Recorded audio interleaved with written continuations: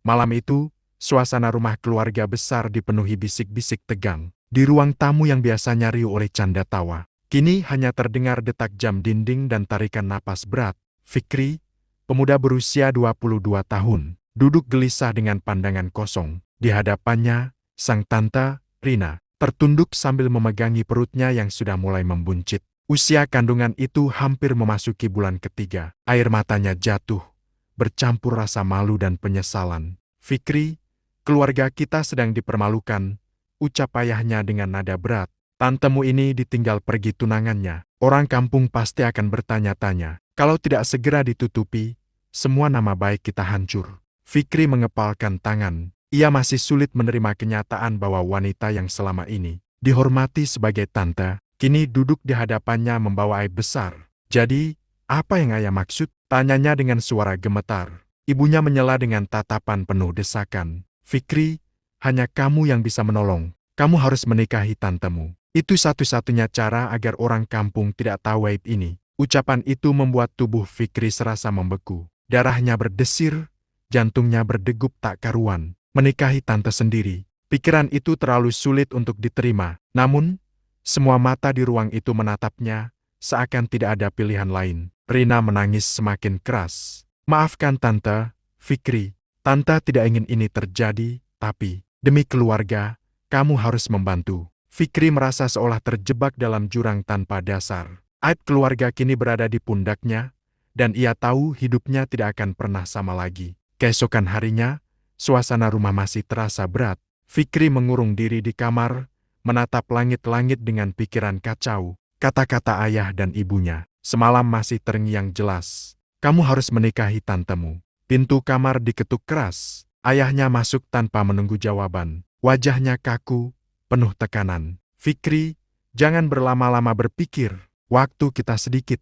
Kalau perut Rina semakin besar, orang kampung akan tahu. Itu lebih memalukan. Fikri bangkit duduk, menunduk dalam-dalam. Ayah, ini salah. Aku tidak bisa menikahi tante sendiri. Bagaimana orang nanti kalau tahu? Ibunya masuk menyusul, membawa wajah penuh tangis. Ia duduk di samping Fikri, menggenggam tangannya erat. Anakku, kamu tidak boleh egois. Ini bukan soal mau atau tidak. Ini soal nama baik keluarga kita. Apa kamu tega melihat keluargamu dipermalukan? Fikri terdiam. Hatinya berontak, tetapi tatapan ibunya menusuk ke dalam dada. Tak lama, paman tertua mereka datang. Dengan nada keras ia berkata, "Dengar, Fikri, kalau kamu menolak, Rina akan melahirkan anak tanpa suami. Apa yang akan dikatakan orang? Anak itu akan dicap anak haram. Kamu sanggup menanggung dosanya." Fikri merasa kepalanya pecah. Semua orang menudingnya sebagai satu-satunya jalan keluar. Padahal, ia sendiri tak pernah membayangkan hidupnya akan seburuk ini. Di ruang tamu, Rina terdengar kembali menangis. Suaranya parau, penuh rasa bersalah. Kalau Fikri tidak mau, biar aku pergi jauh dari kampung ini. Biar aku tanggung semua sendiri. Ucapan itu membuat ibu Fikri semakin keras mendesak. Tidak, kamu tidak boleh kemana-mana. Fikri, dengar kata ibu, kamu harus menikahinya. Besok kita langsung bicarakan ke penghulu. Fikri terperangkap, jiwanya berteriak menolak. Tapi tubuhnya seolah terikat rantai yang tak bisa dilepaskan. Malam itu, ia sadar satu hal, jalan hidupnya kini bukan lagi miliknya sendiri, tapi milik aib keluarga yang harus ia tutupi. Hari itu, langit mendung seakan ikut menyaksikan keputusan pahit keluarga besar. Pernikahan yang seharusnya penuh sukacita, justru digelar dalam suasana muram dan serba rahasia. Hanya keluarga inti yang hadir. Tidak ada undangan, tidak ada pesta, tidak ada musik gamelan seperti biasanya. Di ruang tamu sederhana, meja kecil ditutupi kain putih kusam. Penghulu duduk dengan wajah heran, tapi ia memilih diam karena sudah diberi penjelasan singkat oleh pihak keluarga. Fikri duduk di samping Rina, wajahnya pucat, matanya kosong menatap lantai. Sementara itu, Rina menunduk dalam-dalam, menahan air mata yang tak henti mengalir. Perutnya yang mulai membuncit terlihat jelas di balik kain kebaya yang ia kenakan. Fikri bin Harun, apakah engkau bersedia menikahi Rina binti Sulaiman dengan mahar seperangkat alat salah dibayar tunai? Suara penghulu terdengar jelas. Jantung Fikri berdegup kencang. Kata-kata itu menusuk seperti belati. Ia memejamkan mata, berusaha menolak takdir. Tapi bisikan ayahnya terdengar keras di telinga. Jawab, Fikri, ingat, ini demi keluarga kita. Dengan suara parau dan gemetar, akhirnya keluar juga ucapan itu dari bibirnya. Aku terima nikahnya. Rina binti Sulaiman. Dengan mahar tersebut, dibayar tunai. Ruangan mendadak hening. Hanya terdengar isak tangis tertahan dari Rina.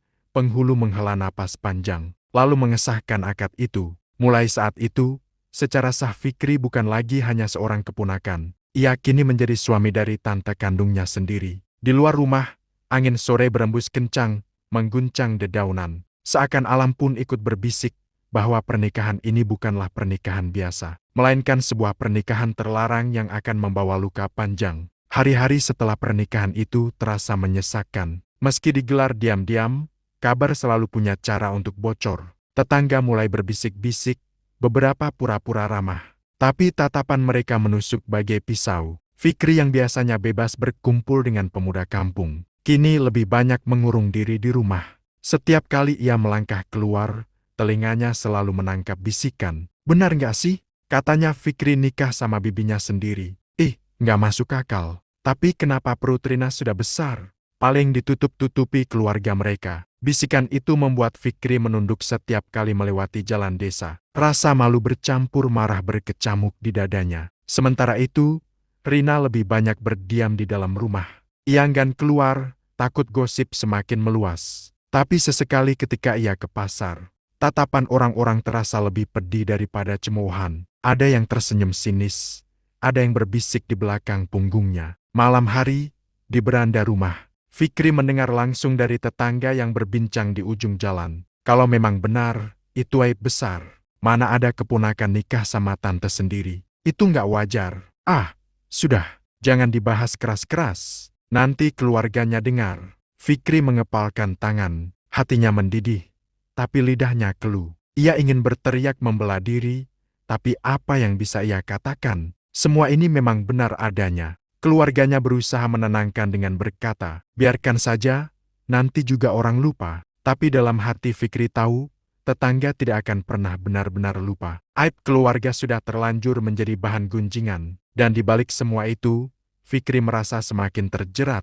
Ia mulai sadar, pernikahan ini bukan hanya beban dalam rumah, tapi juga bayang-bayang hinaan dari luar. Malam itu, hujan turun deras. Suara rintik di atap seng bercampur dengan gelegar petir, membuat suasana rumah semakin mencekam. Di dalam kamar yang kini sah menjadi kamar pengantin, Fikri duduk kaku di tepi ranjang. Tubuhnya gemetar, bukan karena dingin, melainkan karena ketakutan dan kebingungan. Di sampingnya, Rina wanita yang selama ini ia panggil tante duduk dengan wajah penuh resah. Perutnya yang mulai membesar jelas terlihat di balik kain tipis yang ia kenakan. Matanya merah karena terlalu sering menangis. Fikri, suaranya lirih, hampir tenggelam dalam suara hujan. Mulai malam ini, aku bukan lagi tantemu. Aku istrimu, dan aku ingin kau memperlakukanku sebagai istri. Ucapan itu membuat darah Fikri seakan berhenti mengalir. Matanya membelalak, dadanya terasa sesak. Tante, maksudnya? Ia terbata, menolak mempercayai apa yang baru saja didengar. Rina menunduk, air matanya jatuh di ujung dagu. Aku tahu ini berat untukmu. Tapi aku juga punya kebutuhan sebagai seorang istri. Jika orang luar melihat kita hidup seperti bukan pasangan suami istri, mereka akan semakin curiga. Kata-kata itu bagai petir yang menyambar kepala Fikri. Ia mundur beberapa langkah. Punggungnya menempel ke dinding kamar. Tidak bisa. Aku tidak sanggup, Tan. Teriaknya lirih. Namun Rina bangkit, mendekat dengan wajah penuh luka. Tangannya gemetar saat mencoba menggenggam tangan Fikri. Kamu pikir aku mau semua ini? Aku juga terjebak, Fikri, tapi kita sudah sah. Kalau kau menolak, aku yang akan semakin dipermalukan. Hati Fikri terasa terhimpit, antara kasihan, takut, dan jijik pada keadaan. Hujan di luar semakin deras, seakan menutup jeritan batin yang bergema di dalam kamar. Malam pertama yang seharusnya menjadi awal kebahagiaan bagi pasangan lain, bagi Fikri justru menjadi malam terpanjang, malam yang penuh ketakutan, air mata, dan perasaan terlarang yang terus menghantuinya. Sejak malam itu, hidup Fikri tidak pernah lagi tenang. Setiap kali menatap wajah Rina, ia merasa terpecah dua. Satu sisi melihat sosok tante yang dulu menggendongnya waktu kecil. Sisi lain mengingat bahwa kini ia sah menjadi istri yang menuntut peran seorang suami. Di kamarnya, Fikri sering menatap cermin lama. Wajahnya terlihat pucat, matanya sayu. Seakan ada beban tak kasat mata yang menindih dadanya. Apa aku manusia terkutuk? Kenapa aku harus menjalani ini semua? Bisiknya pada bayangan diri. Rina pun tak kalah tersiksa. Ia berusaha bersikap sebagai istri, menyiapkan makanan untuk Fikri, mencoba tersenyum di meja makan. Namun setiap kali tatapan mereka bertemu, Fikri buru-buru menunduk, seperti menghindari sesuatu yang memalukan. Kadang Rina menangis sendirian di dapur. Aku ini apa?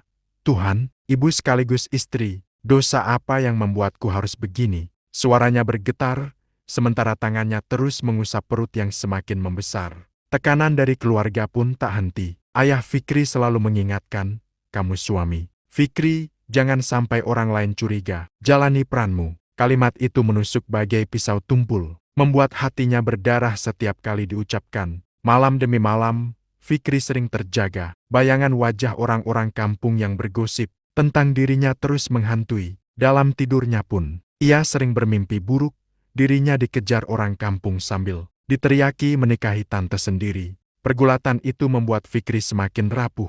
Ia mulai menjauh dari teman-teman, tidak lagi ke surau, bahkan gan pulang jika kebetulan keluar rumah. Sementara Rina, meski mencoba kuat, hatinya makin hancur melihat keponakan yang kini suaminya perlahan kehilangan jati diri. Di antara tangis, diam, dan rasa bersalah, mereka terjebak dalam ikatan yang tak pernah mereka inginkan. Ikatan yang bukan hanya merusak masa depan, tapi juga menggerogoti jiwa mereka sedikit demi sedikit. Suatu sore, Rina memberanikan diri keluar rumah untuk membeli beberapa kebutuhan di pasar. Perutnya kini sudah semakin jelas membesar, membuat beberapa mata pedagang dan pembeli menatap penuh tanda tanya. Di salah satu sudut pasar, sekelompok ibu-ibu terlihat berbisik sambil sesekali melirik. Itu Rina?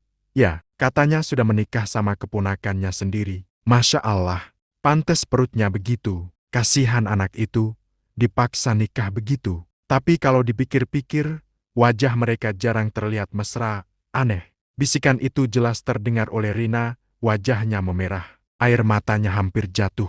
Ia bergegas pulang, menahan perasaan campur aduk yang berkecamuk di dadanya. Di rumah, Fikri mendapati tetangganya, Pak Darno, sedang bertamu. Wajah Pak Darno penuh rasa curiga. Fikri, boleh tanya, kok pernikahanmu kemarin diam-diam sekali? Biasanya kalau orang menikah, kan, ada walimah, ada undangan. Ini kok mendadak, lagi pula. Kenapa buru-buru? Ada apa sebenarnya? Pertanyaan itu membuat keringat dingin mengalir di pelipis. Fikri, ia berusaha tersenyum, namun suaranya bergetar. Kami hanya ingin sederhana saja, Pak, tidak mau terlalu ribut-ribut. Pak Darno menatap tajam, lalu mengangguk perlahan. Iya, tapi orang kampung mulai bertanya-tanya.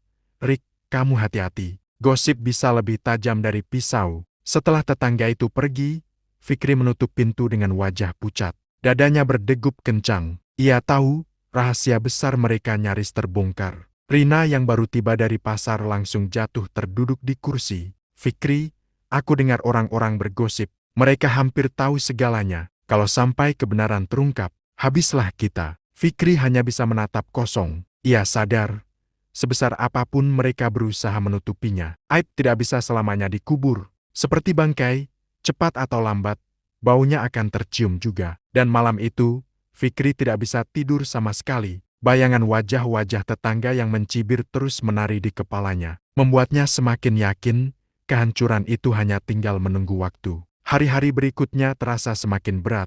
Fikri dan Rina mulai terbiasa hidup di bawah satu atap sebagai suami istri. Namun bayangan masa lalu tetap menghantui. Setiap kali Rina menatapnya dengan senyum kecil, Fikri merasa hatinya teriris. Senyum itu bukan lagi senyum seorang tante, melainkan senyum seorang istri yang berharap dicintai. Tapi dalam hati kecilnya, ia terus berteriak, dia tanteku, aku tidak boleh merasa apa-apa. Namun, perlahan sesuatu yang aneh tumbuh.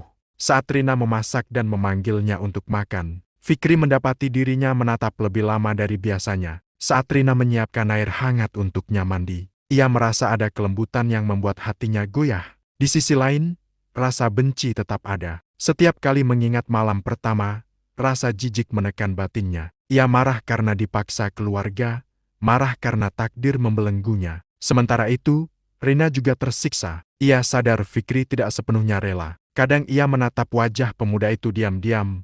Hatinya bergetar. Fikri, meski kamu keponakan tante. Suamiku, aku hanya ingin kau tahu, aku tidak ingin ini terjadi. Tapi semakin hari, aku merasa, aku benar-benar mencintaimu. Kata-kata itu membuat Fikri terdiam. Ia ingin menolak, ingin berkata cinta itu mustahil. Tapi hatinya bergetar hebat. Ada sesuatu dalam suara lirih Rina yang tulus, yang hangat, yang perlahan meluluhkan tembok penolakannya. Malam itu, ketika hujan kembali turun, mereka duduk berdampingan tanpa bicara. Jarak yang dulu terasa menjijikkan kini pelan-pelan mencair. Fikri menatap wajah Rina yang penuh luka, penuh air mata, namun juga penuh harapan. Dalam hati ia bertanya-tanya, apakah aku benar-benar mulai mencintainya, atau ini hanya paksaan yang perlahan mengikatku? Hari-hari yang penuh tekanan akhirnya mencapai puncaknya. Kandungan Rina semakin besar, dan bisikan tetangga kian tak terbendung. Gosip kini bukan lagi bisikan, melainkan sindiran terang-terangan di jalanan. Anak itu nanti mau dipanggil apa? Anak keponakan atau anak sendiri? Naudzubillah, kok tega sekali keluarga itu. Fikri tak sanggup lagi. Dadanya sesak setiap kali keluar rumah. Ia merasa dunia menutup dirinya rapat-rapat. Tak ada tempat untuk bernafas. Suatu malam, keluarga kembali berkumpul. Ayah Fikri tampak muram, sementara ibunya berusaha tetap tegar. Namun kali ini, Rina yang angkat bicara. Sudah cukup, aku tidak bisa lagi sembunyi. Aib ini cepat atau lambat akan terungkap. Lebih baik aku yang menanggung semua. Biar aku pergi dari kampung ini. Jangan seret Fikri lebih jauh. Fikri menatapnya kaget. Air mata menetes tanpa bisa ditahan. Selama ini ia merasa terbebani, tapi mendengar kejujuran itu, hatinya hancur. Tidak, Tan. Rin, kau istriku. Aku juga harus menanggungnya. Namun sebelum keputusan apapun bisa dibuat, kabar sudah menyebar luas. Salah satu tetangga yang curiga akhirnya membongkar rahasia mereka. Pagi itu, orang-orang berkumpul di depan rumah, menuding dan mencaci. Benar, kan, keponakan nikah sama tante sendiri. Astagfirullah, memalukan. Ini aib besar untuk kampung kita. Rina hanya bisa menangis di balik pintu. Sementara Fikri berdiri di depan, menahan amarah sekaligus rasa malu yang menyesakkan. Ia ingin membela diri, tapi lidahnya keluh. Apapun yang ia katakan, fakta sudah terlanjur terbuka. Akhirnya, keputusan pahit diambil. Atas desakan tokoh desa, mereka harus pergi meninggalkan kampung. Nama baik keluarga sudah hancur, dan mereka hanya bisa membawa diri ke tempat lain, jauh dari tanah kelahiran. Dalam perjalanan meninggalkan kampung, Fikri menggenggam tangan Rina erat. Ada perasaan aneh di dadanya antara cinta, benci, dan kepasrahan. Ia sadar, hidupnya tidak akan pernah kembali seperti dulu. Dan di balik semua aib itu, Fikri hanya bisa bertanya pada dirinya sendiri, apakah ini takdir, ataukah sebuah kutukan yang akan terus menghantui selamanya?